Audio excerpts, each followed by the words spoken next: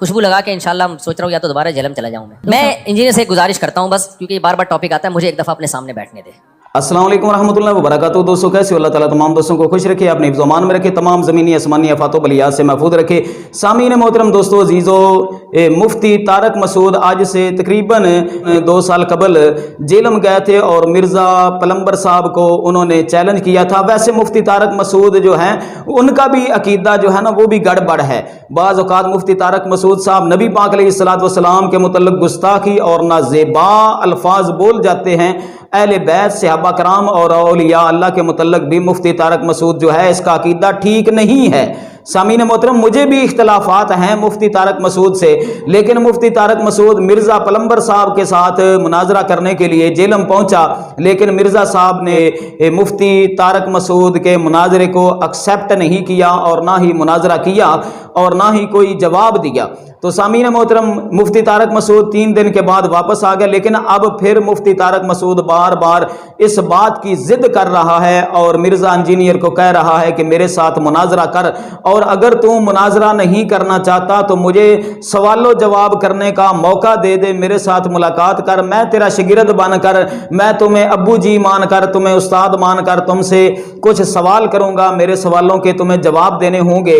تو لہٰذا مرزا صاحب ویسے تو وہ اپنے بند کمرے میں بیٹھ کر لوگوں کو کہتا ہے کہ مفتی منیب صاحب میرے ساتھ مناظرہ کریں، سعد حسین رضوی میرے ساتھ مناظرہ کرے، ڈاکٹر اشرف آصف جلالی صاحب میرے ساتھ مناظرہ کریں۔ وہ اتنی بڑی ہستیاں ہیں، ایسے گند کو منہ لگانا ان کی بےزتی ہوگی۔ ایسے انسان کو بالکل موقع نہیں دیتے کہ ایسا انسان جو ہے اس کے ساتھ ہم گفتگو کریں یا مناظرہ کریں۔ کوئی عالم ہو، کوئی پڑھا لکھا ہو، کوئی مفتی ہو، تو جس کے ساتھ ایسے مطلب کہ لوگ مفتی منیب الرحمان ہیں، ڈاکٹر اشرف آصف جلالی صاحب ہیں، یہ ایسے لوگ مناظرہ کریں۔ باہر کیف مرزا صاحب صرف ویوز لینے کے لیے ایسے مطلب کہ اہل سنت کے اکابر علماء کے نام کا استعمال کرتا ہے۔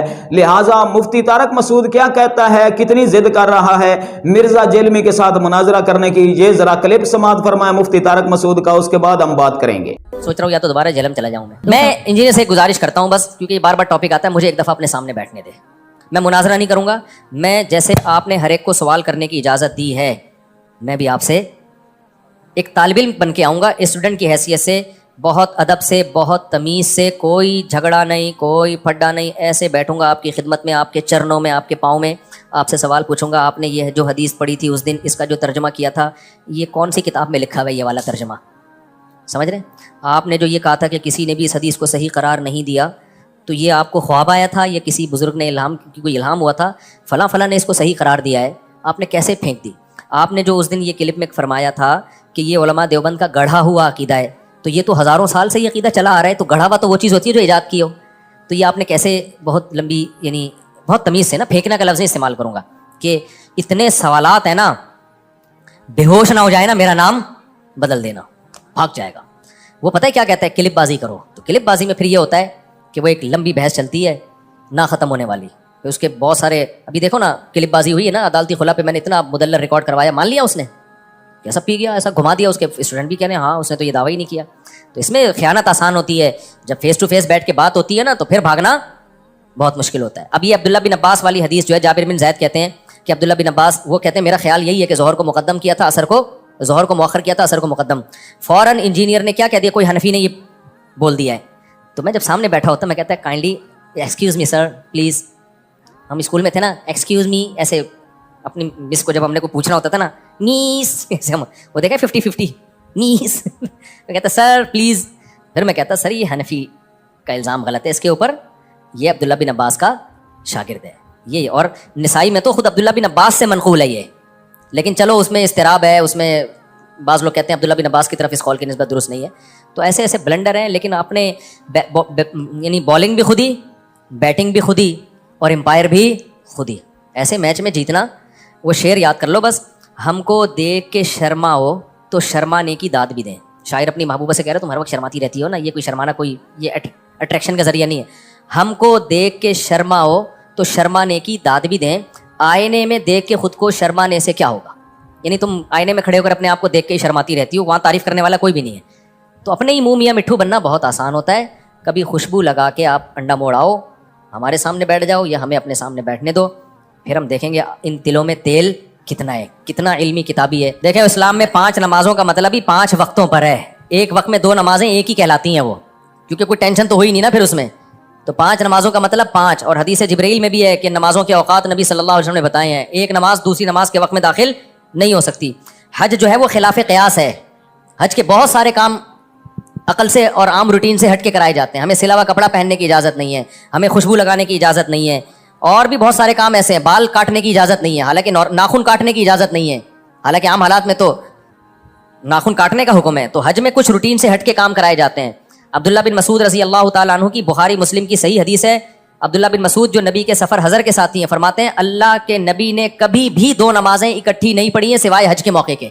کبھی بھی 2 نمازیں اکٹھی نہیں پڑھی ہیں آپ نے. لوگ کہتے ہیں کہ عبداللہ بن مسعود کو پتہ ہی نہیں ہوگا کہ سفر میں ہو سکتا ہے ان کے سامنے نبی نے پڑھی ہو, نبی نے یعنی جب پڑھی تھی تو اس وقت وہ سفر میں نہ ہو. تو یہ بات بھی غلط ہے. عبداللہ بن مسعود سے صحیح سند سے یہ بات بھی ثابت ہے کہ آپ نے فرمایا کہ نبی نے سفر میں 2 نمازیں اکٹھی پڑھی ہیں. ایک طرف ابن مسعود کہہ رہے ہیں کبھی بھی اکٹھی نہیں پڑھی, ایک طرف کہہ رہے ہیں پڑھی ہیں. اس کا مطلب جو پڑھی ہیں اس کا مطلب کچھ اور ہے, اور نہیں پڑھی ہیں اس کا مطلب کچھ اور ہے. جو پڑھی ہیں وہ ایسے پڑھی ہیں کہ ظہر کو مؤخر کیا آخری وقت میں پڑھا, اور عصر کو مقدم کر کے اول وقت میں پڑھا. اس طرح سے پڑھنا ثابت ہے. یہ جو بخاری مسلم کی حدیث ہے نا, اس میں اب انجینئر نے بہت بڑا بلنڈر کیا. میں آپ کو بتا رہا ہوں نا کہ مجھے وقت ملے دعا کرو. اس کو میں ایسا ایکسپوز کر سکتا ہوں الحمدللہ کہ, لیکن اس کے اسٹوڈنٹ ڈھیڑ بہت ہیں. مسئلہ ان کے ساتھ ہی ہے, اتنے بڑے بڑے بلنڈر یہ آدمی کرتا ہے. اس نے پتہ ہے کیا کیا ہے؟ دیکھو عبداللہ بن عباس کی حدیث ہے جس میں آتا ہے کہ عبداللہ بن عباس رضی اللہ تعالیٰ عنہ درس دے رہے تھے, نماز کا ٹائم جا رہا تھا, تو کسی نے کہا کہ آپ نماز پڑھائیں. تو عبداللہ بن مسعود نے اس کو ڈانٹا, عبداللہ بن عباس نے, اور عبداللہ بن عباس نے ظہر کو مؤخر کیا اور ظہر اور عصر ملا کے پڑھی ہیں انہوں نے. سمجھ رہے ہیں؟ اب عبداللہ بن عباس کے شاگرد ہیں جابر ابن زید.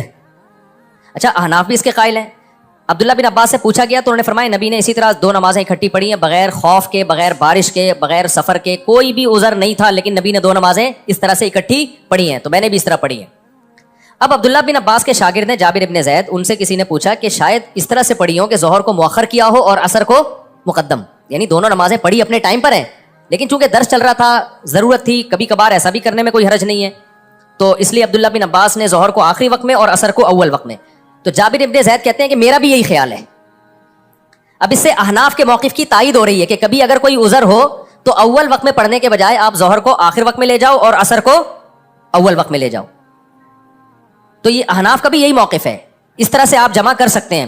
انجینئر نے اتنی بڑی خیانت کی ہے, اس نے کہا کہ وہاں کوئی حنفی بیٹھا ہوا تھا اور اس نے یہ تعویل کر دی کہ ظہر کو مؤخر کیا, عصر کو مقدم کیا.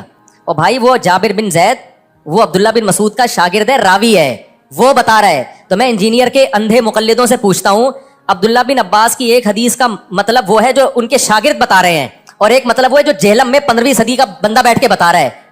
تو تمہاری عقل پہ تالے پڑ گئے ہیں, تم ایسے اندھے ہو گئے ہو کہ ان کا شاگرد جو عبداللہ بن عباس کو دیکھ رہا ہے یا دیکھ نہیں رہا ہے, ان سے ابھی مجھے پورے الفاظ یاد نہیں ہے کہ وہ ڈائریکٹ ان سے روایت کر رہا ہے یا ان کا شاگرد ہے, لیکن وہ اس پہ حنفی شافی کی کوئی چھاپ نہیں لگی ہوئی. وہ بیان کر رہا ہے کہ ایسا ہی ہوا ہوگا کہ ظہر کو مؤخر کیا اور عصر کو مقدم کیا ہے. اس کو یہ کہہ کے اس نے ٹال دیا کہ کوئی حنفی بیٹھا ہوا تھا, اس نے یہ تعویل کر لی, اور یہ سارے اندھے بیٹھے ہوئے ہیں کہہ رہے ہیں ہاں کوئی حنفی بیٹھا ہوا تھا, اس نے. عبداللہ بن عباس کا شاگرد جو مطلب بتا رہا ہے وہ مطلب اندھی تقلید ہے, اور انجینئر جو مطلب اپنی طرف سے تھوپ رہا ہے کہ ظہر کو قضا کر کے انہوں نے عصر میں پڑھی ہے. اگر اس حدیث کا یہ مطلب بیان کیا جائے نا, بغیر عذر بغیر وجہ کے ظہر کو عصر کے وقت پہ پڑھا ہے, تو پھر یہ عصر کی نماز کی جو حفاظت کا قرآن نے حکم دیا, حافظوا علی الصلوات والصلاۃ الوسطی, خصوصاً درمیانی نماز کی حفاظت کرو, اس کا مطلب کیا ہے پھر؟ اور وہ جو حدیث جبریل میں آتا ہے ظہر کا وقت یہاں سے یہاں تک, عصر کا وقت یہاں, یہ اس کا مطلب کیا ہے؟ جب بغیر کسی وجہ کے بھی یہ جائز ہے, تو نمازوں کی حفاظت کے بارے میں قرآن کی اتنی آیتیں ہیں کہ والذین هم علی صلواتہم یحافظون, ایمان والے اپنی نمازوں کی حفاظت کرتے ہیں. عبداللہ بن مسعود کہتے ہیں اس کا مطلب ہے ہر نماز اپنے ٹائم پہ پڑھتے ہیں. تو عبداللہ بن عباس اتنی بڑی غلطی کریں گے؟ اور یہی تعویل بڑے بڑے علماء نے کی ہے. اہل حدیث علامہ شوکانی اہل حدیث عالم ہیں, انہوں نے یہی مطلب بیان کیا کہ ظہر کو مقدم کیا تھا اور عصر کو, ظہر کو مؤخر کیا اور عصر کو مقدم کیا, نمازیں اپنے ٹائم پہ ہی پڑھی ہیں. لیکن اس کو احناف سے, علماء دیوبند سے, بر صغیر کے مولویوں سے اتنی چڑ ہے, بس کچھ بھی اٹھا کے ارن سنڈ مارتا رہے گا. حدیث کے راوی بیان کر رہے ہیں کہ بھائی وہ اس طرح کیا ہوگا, تو پی گیا, جابر بن زید کو پی گیا اور بولا کہ کسی حنفی نے یہ تعویل کی ہے. بڑی یعنی حنفی بھی نہیں, اب کہنا تو اس کو یہ دل چاہ رہا تھا کہ انڈا موڑ کے کسی مولوی نے یہ تعویل کی ہے. تو لیکن سامنے بیٹھے ہوئے کہہ رہے یار بات جب بھی کرتا ہے ریفرنس سے کرتا ہے, بات جب بھی کرتا ہے. ابے ریفرنس اتنا بڑے دھاندلیاں ترجمے میں مار رہا ہے, تو بتاتا کیوں نہیں ہے کہ جابر بن زید یہ بتا رہے ہیں؟ کس اور کو مؤخر کیا اور اثر کو مقدم کیا. عبداللہ بن عباس کے شاگرد یہ بتا رہے ہیں کہ قضا نہیں کی ہے انہوں نے نماز. تو جی ہاں دوستو عزیزو، آپ نے مفتی طارق مسعود کا کلپ سماعت فرمایا.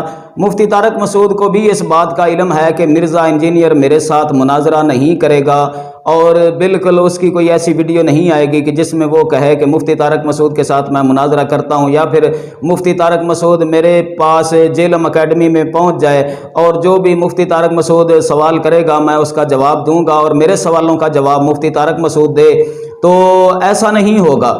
تو میرے خیال کے مطابق تو مفتی طارق مسعود کا یہ ایسے ویڈیو کلپ جو ہیں وہ جاری کرنا فضول ہے، کیونکہ مرزا کسی اہل علم بندے کے پاس نہ وہ بیٹھنا چاہتا ہے، نہ وہ گفتگو کرنا چاہتا ہے، نہ وہ مناظرہ کرنا چاہتا ہے، نہ وہ مباحثہ کرنا چاہتا ہے، نہ وہ مباحثہ کرنا چاہتا ہے. بس وہ بند کمرے میں بیٹھ کر اپنے شوشے چھوڑتا رہتا ہے. اور کچھ لوگ، چند ایک لوگ ہیں جو لوگ اس کو فالو کرتے ہیں، وہ بھی دین سے، اسلام سے اور اسلامی تعلیمات سے، قرآن سے، حدیث سے بالکل بے بہرہ ہیں. ان کے پاس نہ قرآن کا علم ہے نہ حدیث کا علم ہے، اور اہل علم بندہ جو ہے اس کے پاس مرزا نہیں بیٹھے گا، نہ اس سے بات کرے گا، کیونکہ اس کو پتہ ہے کہ اہل علم لوگ جو ہیں وہ مجھے ہر بات میں جو ہیں وہ ٹوکیں گے اور مطلب کہ حوالہ جات مانگیں گے. لہٰذا وہ کیسے آیتوں کو، قرآن پاک کی آیات کو اور نبی پاک علیہ الصلوۃ والسلام کی احادیث کو توڑ مروڑ کر وہ لوگوں کے سامنے پیش کرتا ہے، اور جاہل لوگ جو ہیں وہ بس واہ واہ بلے بلے کرتے رہتے ہیں. سامعین محترم، دوستو عزیزو، ملیں گے نیکسٹ ویڈیو میں. اور اگر آپ ہمارے چینل پر نئے ہیں تو ہمارے چینل کو ضرور سبسکرائب کریں اور ویڈیو کو لائک اور شیئر کریں. اللہ تعالیٰ تمام دوستوں کو خوش رکھے. ملیں گے نیکسٹ ویڈیو میں، تب تک کے لیے اجازت مانگتا ہوں. اللہ حافظ.